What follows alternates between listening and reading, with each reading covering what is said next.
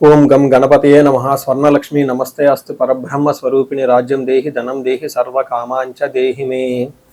మనం April month యొక్క రాశి ఫలాల గురించి మాట్లాడుకుంటున్నాం. అందులో భాగంగా ఈ మాసంలో 3 ముఖ్యమైన విషయాలని. ఒకటి, ఈ ఏప్రిల్ మంత్ లో మనకి 4 గ్రహాలు మారుతూ ఉన్నాయండి. అవి ఏంటంటే సూర్యుడు, కుజుడు, బుధుడు, శుక్రుడు. ఈ 4 గ్రహాలు ఏప్రిల్ మంత్ లో మారుతూ ఉన్నాయి.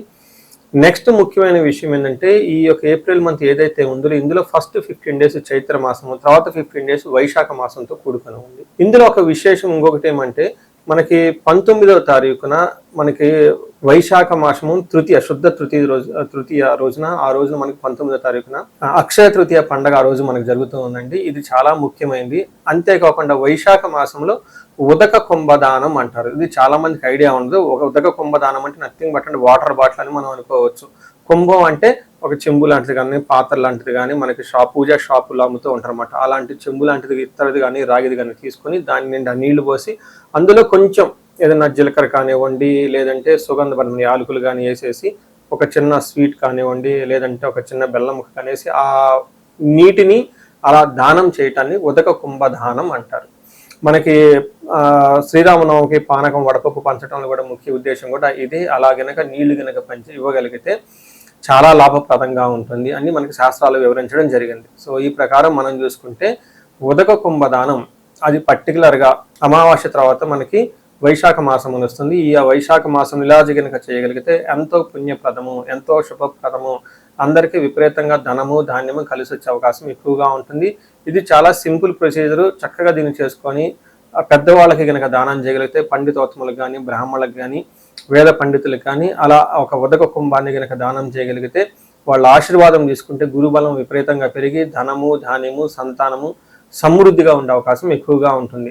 సో ఈ యొక్క ఏప్రిల్ మంత్లో ఉన్న ఈ ముఖ్యమైన విశేషాలు, పండగలు మీరు తెలుసుకున్నారు కాబట్టి తగు విధమైన మీరు రెమెడీస్ లాగా చేసుకుంటే అంతా బాగుంటుందండి. అందరూ చక్కగా ఉండాలని, ఈ రాశి వాళ్ళు అష్టైశ్వర్యాలతో ఉండాలని చెప్పేసి నేను కోరుకుంటున్నాను. మకర రాశి వారికి ఏప్రిల్ 2026 సంవత్సరంలో చూస్తే చాలా బాగున్న రాశి ఫలాల్లో మకర రాశి వాళ్ళది ఒకటి. లాస్ట్ ఇయర్ తీసుకోవచ్చు, 2026 సంవత్సరంలో తీసుకోవచ్చు. వీళ్ళకి పెద్ద పెద్ద గ్రహాలన్నీ అనుకూలంగా ఉన్నాయి, ఇంకా అనుకూలంగా రాబోతూ ఉన్నాయి. ఇలాంటి సందర్భంలో ఈ మకర రాశి వాళ్ళకి ఏప్రిల్ మంత్ కూడా చాలా అనుకూలంగా ఉంది, దివ్యంగా ఉందని గమనించుకోవాలి.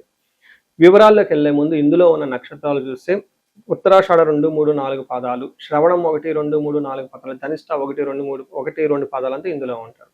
పేరు బలం చూస్తే ఇందులో జో, జా, జీ, జూ, జే, జో, ఖా, గా, గి అనే లెటర్స్ వాళ్ళ ఫస్ట్ లెటర్స్ ఉంటే బాగా కలిసి వస్తుంది. ఈ లెటర్స్ సంబంధించి ఉండేవాళ్ళు అంటే వాళ్ళది మకర రాశి అవుతుంది. వీళ్ళకి గ్రహ యొక్క సంచారం 4 గ్రహాలు మారుతూ ఉండటంతో మన మహర్షులు సూక్ష్మ గోచారం, లఘు గోచారం అన్న ఒక కాన్సెప్ట్ ద్వారా వార్తల్లోని ముఖ్యాంశాలలాగా హైలైట్స్ దాకా వెరీ సింపుల్గా ఎలా ఉంటుందో బిగినింగ్లో చెప్పుకోవచ్చు. అందులో భాగంగా సూర్యుడు వీళ్ళకి లక్ష్మీదేవిని ఇస్తూ ఉన్నారు ఫస్ట్ 15 డేస్. తర్వాత 15 డేస్ వీళ్ళకి ప్రొఫెషనల్ మ్యాటర్స్లో గ్రోత్ని ఇస్తున్న, ఇంటికి సంబంధించిన వాతావరణంలో అగౌరవం అంటే అవమానాలు జరిగే అవకాశం ఉంటుంది. కుజుని వల్ల బాగా లాభపడి ధనలాభం చక్కగా ఉంటుంది. పుత్రలబ్ధిం 5వ స్థానంలో శుక్రుడు ఉండటం వల్ల మహాభాగ్య యోగం, పుత్రలబ్ధిం జరిగే అవకాశం ఉంది. అయితే బుధుని వల్ల వీళ్ళకి అవమానాలు, శత్రువుల అవమానాలు జరిగే అవకాశం ఉంది. కానీ వీళ్ళు చాకచక్యంగా వాటిని తప్పించుకొని ముందుకెళ్ళిపోతూ ఉంటారు అనమాట. మీకు ముందే చెప్పాను కదండి, మకర రాశి వాళ్ళకి చాలా బాగుంది, అన్ని గ్రహాలు అనుకూలంగా ఉన్న రాశుల్లో ఇది ఒకటని. అందుకని చిన్న చిన్న వాళ్ళు ఏదైనా మీకు చేసినా కానీ దాన్ని పెద్ద మీకు ఎఫెక్ట్ మీ మీద వాళ్ళకి పడదని గమనించుకోవాలి. వీళ్ళకి ముఖ్యంగా సూర్యుడు 4వ స్థానంలో ఉండటంతో అంతఃక్లేశ, గృహఛిద్రం, సౌఖ్యహాని, అభోజనం, ప్రయాణ విఘ్నమాప్నోతి, చతుర్దశే రవి సంయుతే అని మనకి సంస్కృతంలో చెప్తారు. అంటే దాని మీనింగ్ ఏంటంటే 4వ స్థానంలో సూర్యుడు ఉండగానే ఇంటికి సంబంధించిన వాతావరణంలో కొంచెం భయం పడే విధంగా ఉంటుంది, సుఖంగా అయితే ఉండదు, భోజనానికి కొంచెం ఇబ్బందులు పడుతూ ఉంటారు, అంతేగాని ప్రయాణాలు చేస్తే కలిసి రాదు అని చెప్తారు. కానీ ఇదే విధంగా సూర్యుడు 10వ స్థానంలో దృష్టి చూడటంతో ప్రొఫెషనల్ మ్యాటర్స్లో అనుకూలంగా ఉంటుంది, ప్రమోషన్స్ వచ్చే అవకాశం ఉంటుంది, చక్కగా అన్ని విధాలు అనుకొని ముందుకెళ్ళే అవకాశం ఉంటుంది. అదేవిధంగా కుజుడు 3వ స్థానంలో ఉండటంతో వీళ్ళకి విత్తలాభ, సదా ఆరోగ్యం, ఇష్టసిద్ధి, సుఖావహ, వస్త్రలాభో, ధనప్రాప్తి, తృతీయ స్థానకే కుజ అని చెప్తారు. అంటే కుజుడు వీళ్ళకి 3వ స్థానంలో ఉండటం చాలా బాగా కలిసి వస్తుంది. ఏ విధంగా కలిసి వస్తుంది? విత్తలాభం అంటే ధనం కలిసి వస్తుంది, ఆరోగ్యం బాగుంటుంది, ఇష్టసిద్ధి, సుఖావహ అనుకున్న పనులను చక్కగా చూసుకుంటూ ఉంటారు, సుఖంగా ఉంటారు. అంతేకాకుండా ధనధాన్యాలతో చక్కగా సమృద్ధిగా ఉంటారు అని మనకి శాస్త్రాల్లో వివరించడం జరిగింది. ఇంతే కాకుండా ప్రాఫిటబుల్‌గా ఉంటుంది, గ్రోత్‌ఫుల్‌గా ఉంటుంది, మనీ సక్సెస్‌ఫుల్‌గా చాలా చక్కగా ఉంటుందని గమనించాలి. అయితే 5వ స్థానంలో శుక్రుడు ఉండటం ఇది మహాభాగ్య యోగం. 5వ స్థానంలో అది మనకి లక్ష్మీ స్థానం అంటారు. అక్కడ శుక్రుడు అందులో ఉండటంతోటి మహాభాగ్యాన్ని ఇస్తూ ఉంటుందని చెప్తారు. ఏ విధంగా ఇస్తుంది? దాసీజన భృత్యలాభః నిత్యమృష్టాన్న భోజనం ధనధాన్య అభిష్టార్థ సిద్ధిః అని చెప్తారు. అంటే ఏంటి? వీళ్ళ కింద ఉన్న ఎంప్లాయీస్ కానివ్వండి, లేదా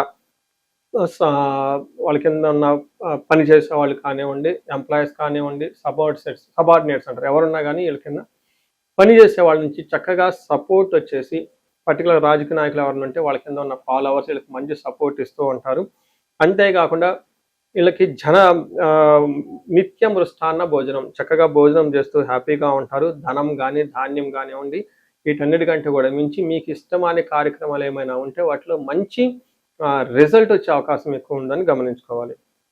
ఈ ప్రకారంగా చూసుకున్నారు కదండి. మీకు ఏ ప్రకారం చూసుకునే చక్కగా ఉందని గమనించుకోవాలి. ఇందులో నక్షత్రాలను బట్టి చూసుకుంటే ఉత్తరాషాఢ, శ్రవణం, ధనిష్ట నక్షత్రాలు ఇందులో ఉంటాయి. ఉత్తరాషాఢ నక్షత్రం వాళ్ళకి జయప్రదంగా ఉంటుంది, ధనలాభం ఉంటుంది. అంటే ఓవరాల్గా జయంగా ఉంటుంది, ధనం బాగుంటుంది.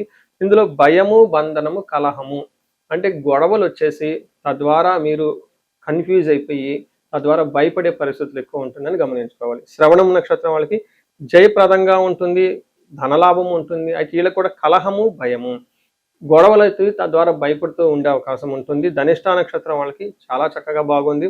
వీళ్ళకి ఐశ్వర్యవంతంగా ఉంటుంది, జయప్రదంగా ఉంటుంది, ధనలాభం ఉంటుంది. అయితే వీళ్ళకి కూడాను అన్నాదమ్ములతో మిస్అండర్స్టాండింగ్ రావటము, గొడవలు పడే అవకాశం ఎక్కువగా ఉంటుంది, భయం పడే పరిస్థితులు కూడా ఉంటాయి. అది కూడా శుక్రుని వల్ల గమనించాలి.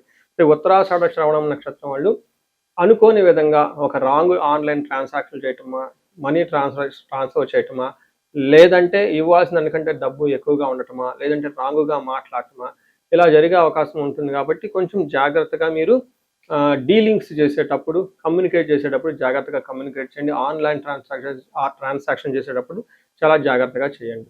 సో ఈ రాశి వాళ్ళకి పర్టికులర్గా ఏదైనా కనుక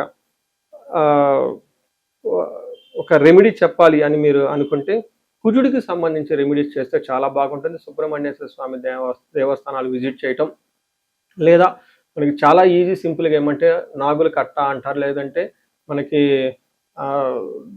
జంట నాగులు కనిపిస్తూ ఉంటాయి శివాలయం దగ్గర, పరి చెట్ల కింద, లేదంటే ఇట్లాంటి చోట్ల అక్కడ మీరు కొంచెం టైం స్పెండ్ చేసి అభిషేకం కనుక చేయగలిగితే ఈ అన్నదమ్ముల మధ్య వచ్చే గొడవలు, లేదంటే భూమి తగాదాలకు సంబంధించి వచ్చిన గొడవలు ఏమన్నా ఉంటే అవి పోతాయని గమనించుకోవాలి. ఈ రాశి వాళ్ళు అష్టైశ్వర్యాలు కలగాలి, భోగభాగ్యాలు కలగాలని చెప్పేసి ప్రార్థిస్తూ ఉన్నా. నమస్తే.